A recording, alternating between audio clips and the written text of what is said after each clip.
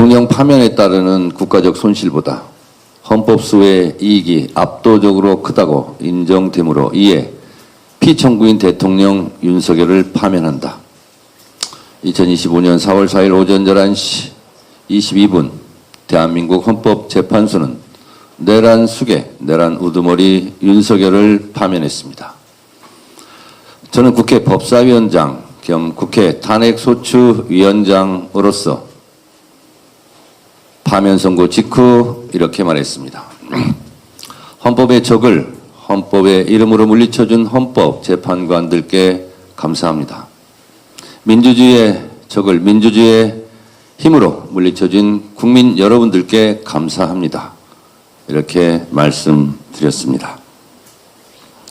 12.3 비상계엄 내란 사태 때 국회로 달려오신 국민들, 죽음을 무릅쓰고 담장을 넘었던 국회의원들, 그리고 국회의원 보좌관, 당직자들 덕분에 국회의원들이 비상계엄을 해제할 수 있었습니다. 국민들 덕분입니다. 그런데 만약 지금의 헌법이 아니었다면 예전의 헌법대로 독재자들이 계엄을 하기 전에 국회를 해산시켰더라면 우리는 비상계엄 내란을 막아낼 수 없었을 것입니다.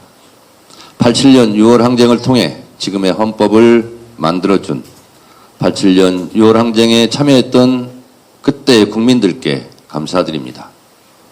87년 6월 항쟁은 5.18 민주화 운동이 있었기에 가능했습니다. 그렇다면 지금의 12.3 비상계엄 내란을 극복할 수 있었던 힘은 80년 5월 광주입니다. 80년 5월 이곳 광주에서 전두환 일당의 계엄군에 맞서 목숨 걸고 싸웠던 광주 시민들을 응원했던 대한민국 민주 시민들, 전남 도청에서 죽음을 맞이하는 그 순간까지 대한민국의 민주주의를 위해 싸우다 쓰러져간 광주 영령들께 깊이 감사드립니다. 그런데 지금도 5월 광주는 계속되고 있습니다. 지금도 광주 5.18 민주화 운동을 북한 소행이라거나 광주 민주 영령들을 폄훼하고 조롱하는 일이 빈번하게 벌어지고 있습니다. 윤 어게인을 외치고 윤석열 내란 수괴를 다시 세우려는 내란 옹호 세력도 있습니다. 그러하기에 5월 광주는 끝나지 않았고 12.3 비상계엄 내란은 아직도 끝나지 않고 현재 진행형입니다. 과거가 현재를 도왔고 죽은 자가 산 자를 구했다는 한강 작가의 말씀처럼 우리가 지금 살아있는 것도 생각해보면 광주 5.18 광주 영령들 덕분입니다. 노상원 수첩에 그 실행 계획이 나와 있듯이 이재명 대통령도 저도 우원식 의장도 여기 있는 국회의원들도 만약에 5.18이 없었다면 87년 6월 항쟁이 없었다면 지금의 헌법이 없었다면 우리는 연평도 꽃게밥이 되었거나 어느 이름 모를 지하 벙커에 끌려가서 죽도록 맞고 고문을 당하고 죽고 부상당하고 팔다리가 부러지고 얼굴에 시퍼렇게 멍이 들었을지도 모릅니다.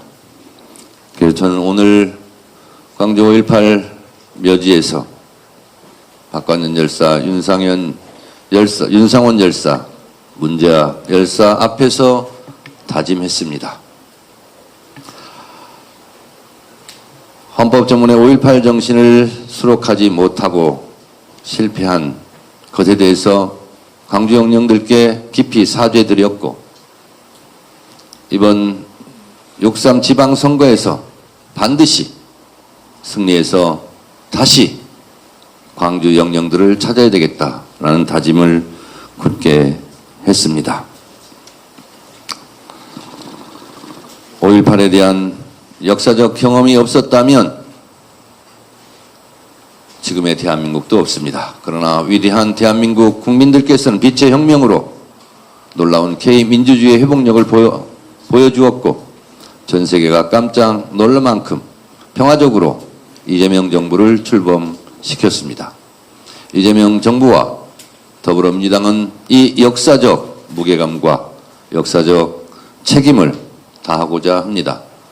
국민 앞에, 역사 앞에, 헌법 앞에, 민주주의 앞에 좀 더 겸손하게 5.18 광주 민주 영령들께 부끄럽지 않도록 겸손하게 최선을 다하겠다는 말씀을 드립니다.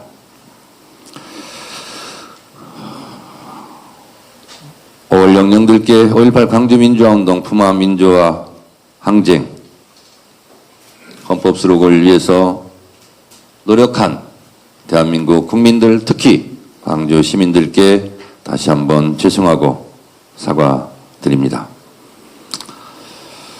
다짐합니다. 이번 지방선거에서 헌정 질서를 위기에 빠뜨렸던 내란 세력을 반드시 심판하고 민주주의를 바로 세우는 지방선거 승리의 역사를 쓰겠습니다. 5월의 정신을 이어 민주주의의 내일을 여는 민주당이 되도록 하겠습니다. 5.18 민주화운동의 정신을 헌법 전문에 담자는 것은 민주주의를 지켜낸 국민 대다수의 영언입니다. 끝까지 최선의 노력을 다하겠습니다. 더불어민주당은 전남 광주가 민주주의의 성질을 넘어 국가 균형 발전의 메카로 도약할 수 있도록 힘쓰겠습니다. 그 변화의 중심에 민영배 후보가 있습니다. 민영배 후보는 청와대 자치발전 사회정책 비서관을 지내며 균형 발전에 대한 확고한 철학을 다졌습니다.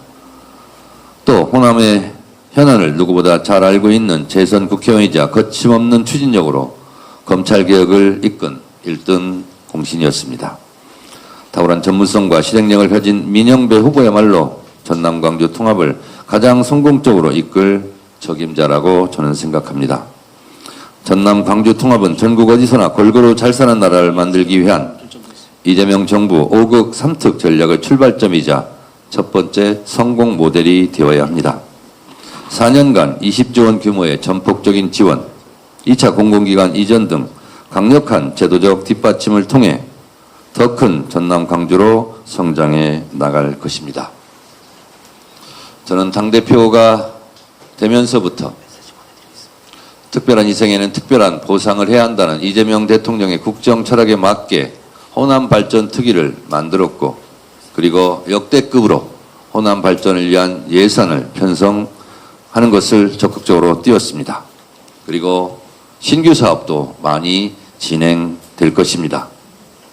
그리고 이재명 정부는 5.18 민주화운동 영령들께 부끄럽지 않도록 호남에 대한 전폭적인 지원, 그 증거로 전남 광주 통합을 실행하고 있습니다.